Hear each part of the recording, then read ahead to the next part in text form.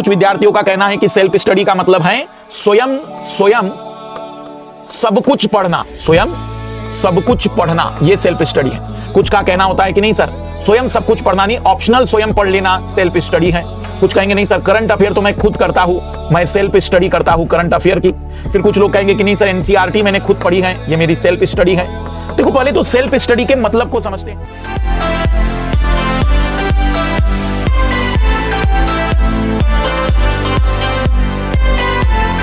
क्या है self study? तो सेल्फ स्टडी का मतलब होता है स्वयं के द्वारा पढ़ा जाना, स्वयं के द्वारा अध्ययन करना। इस दुनिया में जितने विद्यार्थी चयनित होते हैं या जो नहीं चयनित होते हैं या नहीं चयनित होते हैं, वे सभी स्वयं अध्ययन करते हैं। देखो कोई पूरे ऑनलाइन ऑफलाइन प्लेटफॉर्म में कोई इंस्टीट्यूट बता देना जो ये दावा करता हो कि उनका मास्टर जितनी एनसीईआरटी है वो भी पढ़ाता है, जितनी स्टैंडर्ड बुक है वो भी पढ़ाता है, और उनके स्पेशलिस्ट जितना सिलेबस है वो भी पढ़ाता है। ऐसा कोई इंस्टीट्यूट नहीं है जो एनसीईआरटी भी पढ़ा दे, स्टैंडर्ड बुक भी पढ़ा दे, सिलेबस भी कवर करा दे। ऐसा इस जगत में कोई इंस्टीट्यूट नहीं है जो सब कुछ कवर करा दे। और अगर ऐसा सब कुछ कवर करने की कोशिश कोई इंस्टीट्यूट करेगा तो 3 से 3.5 साल वह कोचिंग क्लास ही लेनी पड़ेगी, और 3.5 वर्ष के बाद वो पहली बार बच्चा प्रीलिम्स दे पाएगा, और 3.5 वर्ष के बाद यदि चयनित नहीं हुआ तो 5 से 6 साल तो उसके पहले दूसरे अटेम्प्ट में हो जाएंगे।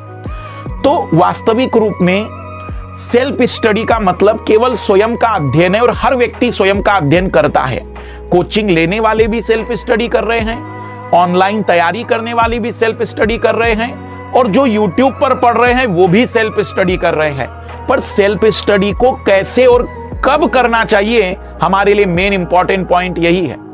जैसे मान लीजिए कि कोई विद्यार्थी YouTube पर पढ़ रहा है, तो YouTube वाले विद्यार्थी ने सेल्फ स्टडी करनी चाहिए, कैसे करनी चाहिए वो मैं थोड़ा समझाना चाहता हूं। और अगर वो ऐसे नहीं कर सकता है तो मेरे हिसाब से उसने 2 विकल्प चुनने चाहिए, या तो तैयारी बंद कर देनी चाहिए, या तो फिर किसी अच्छे गाइडलाइन में तैयारी शुरू करनी चाहिए जो आपको मिल जाए। जैसे YouTube पर कई विद्यार्थियों का मैंने मानसिकता चेक की कि YouTube से आप तैयारी कर रहे हैं तो कैसे तैयारी कर रहे हैं। तो अधिकतर बच्चे, याद रखिएगा, जैसे मान लीजिए कि एक ऑफलाइन क्लास का एग्जांपल लेते कि कोई ऑफलाइन क्लास कर रहा है, तो ऑफलाइन क्लास में विद्यार्थी को क्लासेस में एक सिलेबस पढ़ाया जाता है। स्टैंडर्ड बुक उसे सेल्फ करनी पड़ती है, एनसीईआरटी उसे सेल्फ करनी पड़ती है। अगर ऑनलाइन पढ़ाई कर रहे हैं तो हो सकता है कि एनसीईआरटी उसने क्लासेस कर ली, सिलेबस से उसने क्लासेस कर ली, और सेल्फ स्टडी से उसने ये किया। पर यदि कोई व्यक्ति ये भी सेल्फ कर रहा है, ये भी सेल्फ कर रहा है, ये भी सेल्फ कर रहा है, तो ये खतरनाक है। ऐसा विद्यार्थी आने वाले समय में जब असफल होगा तो वह माध्यम को दोष देने के साथ साथ कई लोगों को दोष दे सकता है। ये चीज खतरनाक कहना चाह रहा हूं कि जैसे YouTube पर मान लीजिए कि आप लोग मुझे फॉलो करते हैं, तो आप लोगों ने जब YouTube पर मुझे फॉलो किया तो पहला स्टेप आपका क्या होना चाहिए। जैसे मान लीजिए कि जीएस पेपर 2 आपने मुझसे कवर किया, तो ये आप लोगों को विषय समझाने के लिए है, ये सब्जेक्ट को समझाने के लिए है, अकॉर्डिंग टू सिलेबस चीजों को एक्सप्लेन करने के लिए है, और सबसे ज्यादा जरूरी ये आपके यूपीएससी की डिमांड को पूरा करने के लिए है। अब आप अपने लेवल पर सेल्फ तैयार करना चाहते हैं तो इसके बाद सेल्फ तैयार करिए एनसीईआरटी को, इसके बाद सेल्फ तैयार कर सकते हैं लक्ष्मीकांत की किताब को। पर अगर आप इसको सेल्फ नहीं तैयार करते और आप इसकी क्लासेस करते हैं तो वो कोई बुरा थोड़ी है भाई, वो कोई बुरा थोड़ी है, वो भी चलेगा, उसकी भी क्लासेस।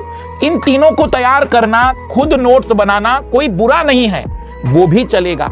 जरूरी ये है कि एक शिक्षक आपको मिलना चाहिए जो उस विषय में चीजों को समझाए, परीक्षा की डिमांड के अनुसार आपको बताए कि उस विषय में आपको क्या कवर करना है, उस विषय में आपको कौन कौन से टॉपिक पढ़ने हैं, उस विषय को पढ़ते समय क्या सोचना है और किस तरीके से प्रश्नों को सॉल्व करना है। जब आप ये चीज समझ लेते हैं तो उसके बाद आप उसके नोट्स बनाते हैं, उसके बाद आप उस नोट्स को याद करते हैं। यह सेल्फ स्टडी कहलाएगा। पर सेल्फ स्टडी ये नहीं है क्योंकि हम पीएचडी नहीं कर रहे हैं किसी सब्जेक्ट में कि रिसर्च चल रही है, सर पॉलिटी में रिसर्च कर रहा हूं मैं कि कैसे केंद्र और राज्य के संबंध 21वीं सदी में बदल रहे हैं। इस समय मैं ये कोई जानकारी और खोज करने में नहीं लगा हूं मैं, क्योंकि मुझे अपनी तैयारी का एक लिमिटेड टाइम मिला है। फिर से रिपीट कर रहा हूं मैंने क्या कहने की कोशिश की है, शब्दों को समेट रहा हूं। सेल्फ स्टडी मतलब स्वयं का अध्ययन है, या स्वयं के द्वारा कहेंगे ज्यादा बेटर होगा, स्वयं के द्वारा किया गया अध्ययन। यह स्वयं के द्वारा किया गया अध्ययन तब सटीक होगा, तब परीक्षा के अनुसार होगा, जब आपने किसी शिक्षक, किसी एजुकेटर के माध्यम से पहले विषय को कवर किया हो और उसके बाद आपने सेल्फ उस चीजों को रिवाइज किया हो, याद किया हो, उससे जुड़ी हुई एनसीईआरटी पढ़ी हो, उससे जुड़ी हुई स्टैंडर्ड बुक पढ़ी हो, आपने उस विषय से जुड़े हुए पहलुओं को प्रॉपर तरीके से खुद तैयार किया हो।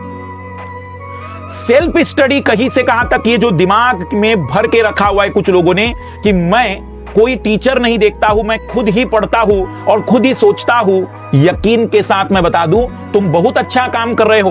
तुम सिलेक्शन का काम नहीं कर रहे हो, तुम खोज का काम कर रहे हो। 10 साल के बाद, 12 साल के बाद तुम एक बेहतरीन ज्ञानी व्यक्ति बन जाओगे, लेकिन तुम चयनित होंगे इसकी कोई गारंटी नहीं है, क्योंकि तुमने जिस दिशा में पढ़ा, तुमने जिस दिशा में सोचा और तुमने जिस तरीके से उसे कवर किया है, वो परीक्षा की डिमांड को पूरा करता है या नहीं। यहां पर संभावनाएं और कई प्रकार की विकल्प की संभावनाएं हैं, लेकिन कोई जरूरी नहीं है कि आप बिल्कुल उसी डायरेक्शन में चल रहे हो जो जरूरत होती है। कुछ विद्यार्थियों का कहना होता है कि सर टॉपर्स कहता है। मुझे एक बात बताइएगा और सवाल का जवाब आप दीजिएगा, मुझे कमेंट्स करके दीजिएगा।